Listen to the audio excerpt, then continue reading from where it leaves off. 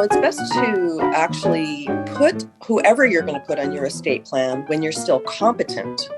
Because if you're starting to lose your competency, then the attorney who's doing your estate plan might question whether you're competent to appoint anybody. So it's best to, when you're setting up your estate plan, you want to do it when you're competent. And if, let's say you have set up your estate plan and you have a fiduciary on there and you're feeling like you're starting to lose the ability to do certain things, then it's the time to call in your fiduciary, whether professional or not. Hello, and welcome to Not Born Yesterday, a podcast dedicated to older adults and the challenges and joys of aging.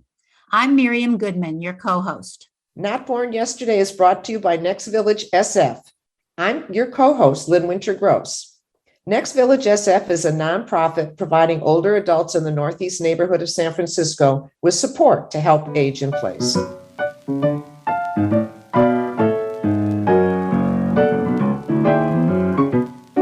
Today on Not Born Yesterday, we're going to talk about money, yours and your family and your friends' money. Money is often uncomfortable to talk about, but one of the many challenges that came with the pandemic is that not only are older people more vulnerable to financial fraud and scams, they also may be feeling some economic repercussions. For example, retirement may have come sooner than expected, and lack of planning for unusual expenses in an uncertain time has made many people anxious.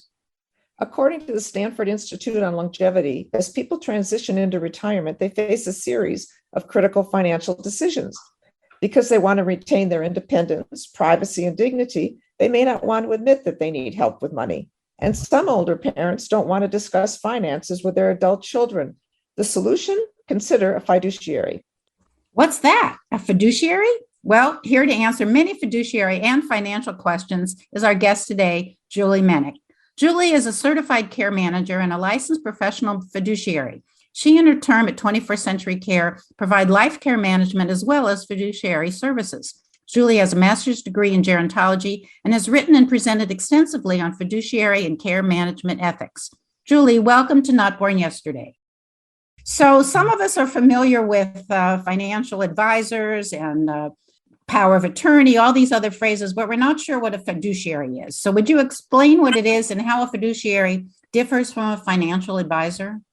Sure. So some financial advisors are in fact fiduciaries because the word fiduciary is really is a person acting in a position of trust. So many financial advisors consider themselves to be fiduciaries. What I am is a California licensed professional fiduciary. It's a license in the state of California where a private individual can serve as a private professional fiduciary. We're licensed by the Department of Consumer Affairs, and we can act as trustee, administrator of an estate, or conservator of person or estate, or in some cases, in some states, that's considered to be a guardian. We can also serve as power of attorney for finance or healthcare, and we can also act as a case manager and pay bills. Other types of professionals that might serve in a fiduciary capacity, like an investment advisor, we do not do that for our clients. We do not serve as a tax preparer or an attorney for our clients. We are like the hub of the wheel. We work with all of the professionals that a client would work with. Essentially, our job is to step into our client's shoes as their trustee or their power of attorney, or power of attorney for healthcare finance, as I mentioned. Or sometimes the court has to appoint us as a conservator. So that's the job. It's somebody who becomes essentially a surrogate decision maker. When should a professional fiduciary be called in? I know a number of people who say, I'm not as sharp as I used to be, and I think I'm missing things on my finances. How do you know, is this the time to call a fiduciary, or do you wait till someone tells you you're too incapacitated? So that's really a good question. And, it's not always a private professional fiduciary that you might be calling. If you have a friend, a trusted friend or a family member who is comfortable being in one of these roles for you, then you can appoint them. The reason for a private professional fiduciary would be in a case perhaps when a person does not have somebody else that they can appoint, and it's someone who they would be paying to do this job. Typically, when you have a friend or a family member do it, they aren't paid. So yes, so if it's best to actually put whoever you're going to put on your estate plan when you're still competent. Because if you're starting to lose your competency, then the attorney who's doing your estate plan might question whether you're competent to appoint anybody. So it's best to, when you're setting up your estate plan, you want to do it when you're competent. And if, let's say you have set up your estate plan and you have a fiduciary on there and you're feeling like you're starting to lose the ability to do certain things, then it's the time to call in your fiduciary, whether professional or not. Like, I can give you an example. I was put on an estate plan by a lovely woman in her 80s. Her attorney knew me. He referred her to 3 possible fiduciaries to interview. She interviewed us all. She chose me. She put me down as her trustee, her healthcare agent, and her power of attorney.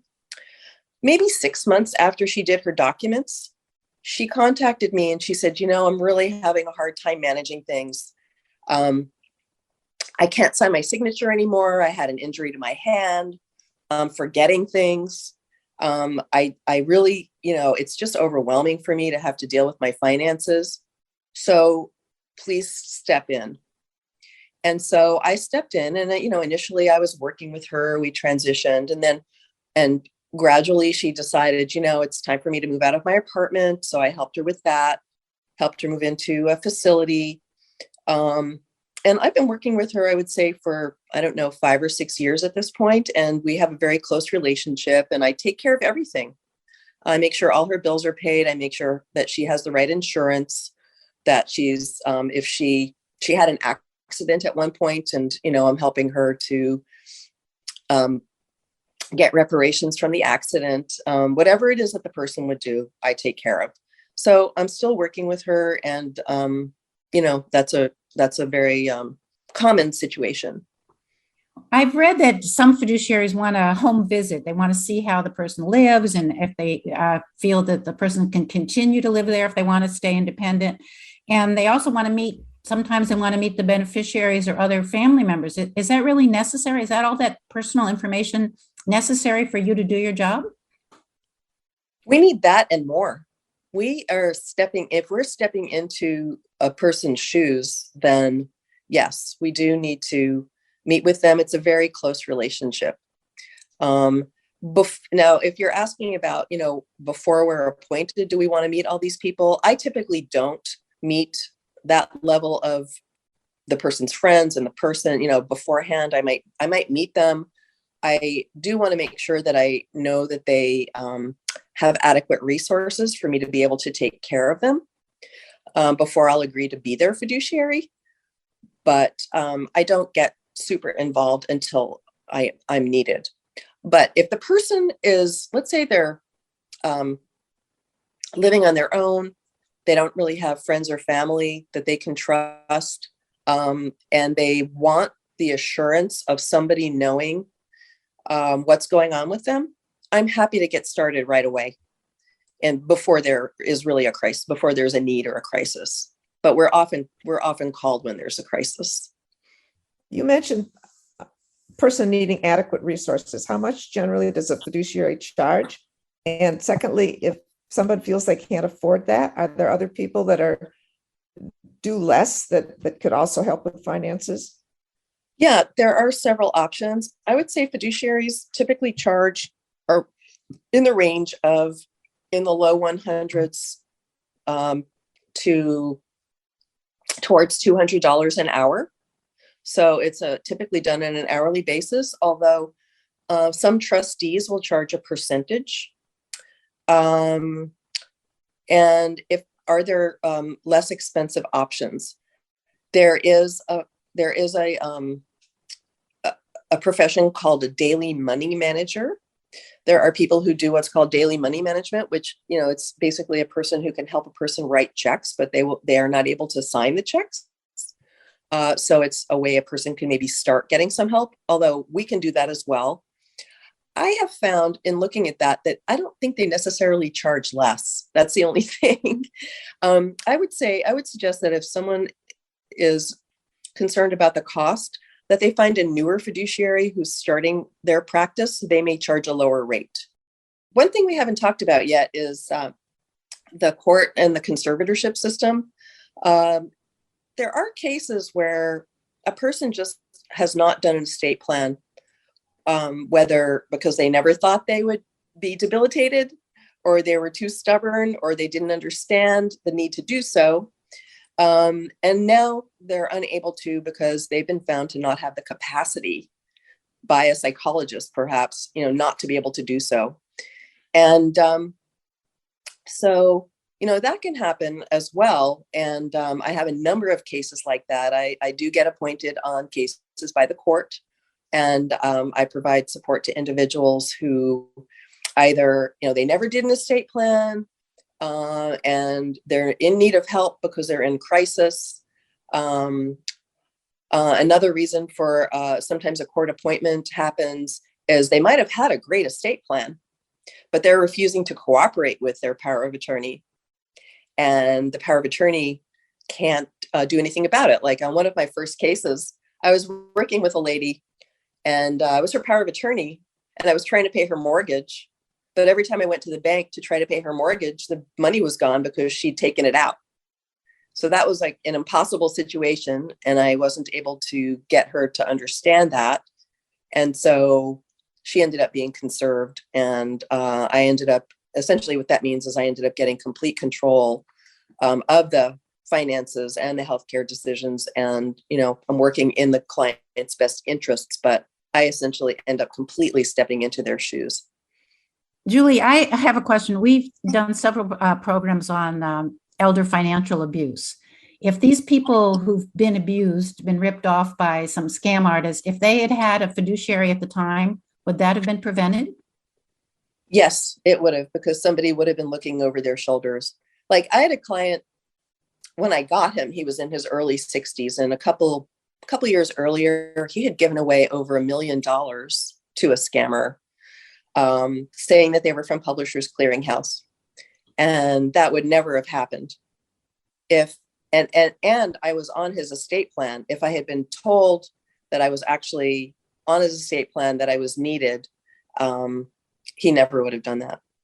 So yeah, we do end up on cases through the courts often, where we're asked to take over as the successor trustee by the court, or we're appointed as conservator when there has been abuse, financial abuse.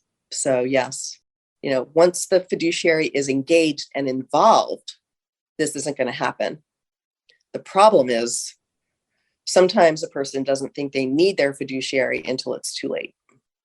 I think one of the things that you've said that seemed very hopeful is that if you, as an older adult, think you're having some issues with managing your money, or if your children think you're having some issues, there really is help out there. There really is a professional person that you can hire to help you. That's very hopeful.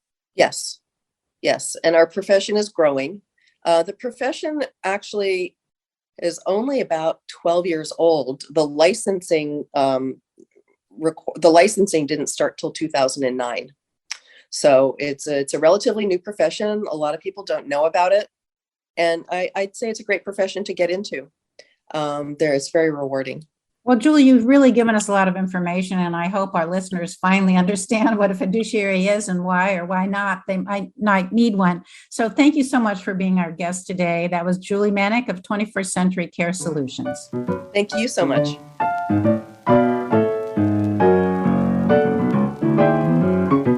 Our News You Can Use segment today, we're talking about the news itself. People who want to keep up to date on world events can easily find themselves watching or reading too much news. Too much? What's the problem with that? We want to keep informed.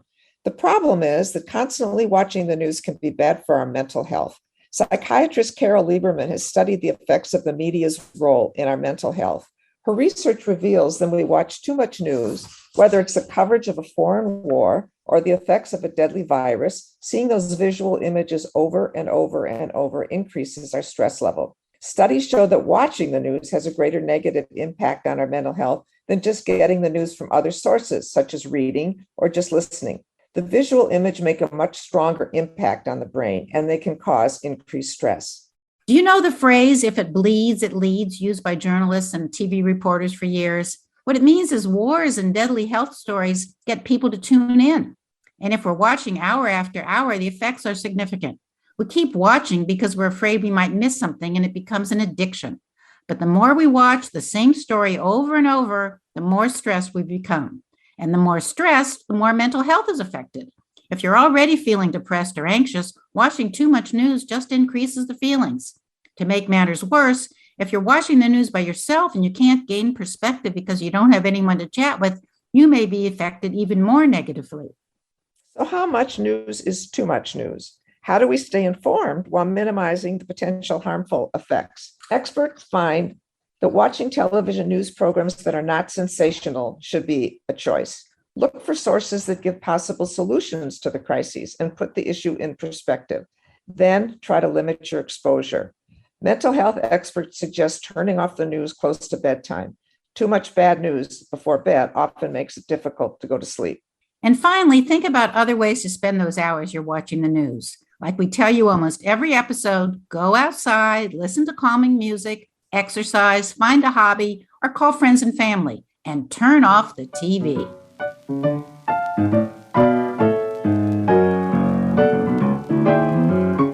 That's our podcast for today. Our thanks to Julie Menick for explaining fiduciaries. You can learn more about Next Village SF by going to their website, nextvillagesf.org. And thanks to you for listening. We'd love to hear what you want us to discuss. Please contact us at nby@nextvillagesf.org. Be well, stay strong, and remember, you weren't born yesterday. I'm Lynn Winter Gross. And I'm Miriam Goodman.